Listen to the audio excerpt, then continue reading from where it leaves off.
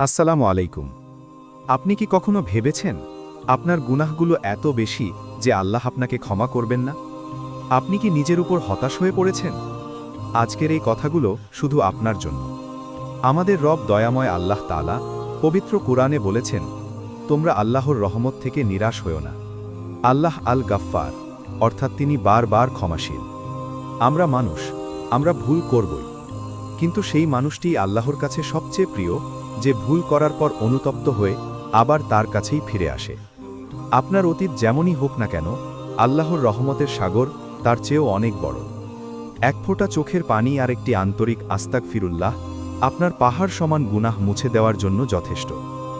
মনে রাখবেন, শয়তান চায় আপনি নিরাশ হয়ে যান, কিন্তু আল্লাহ চান আপনি তার কাছে ফিরে আসুন। তাই আজই, এখনই তওবা করুন।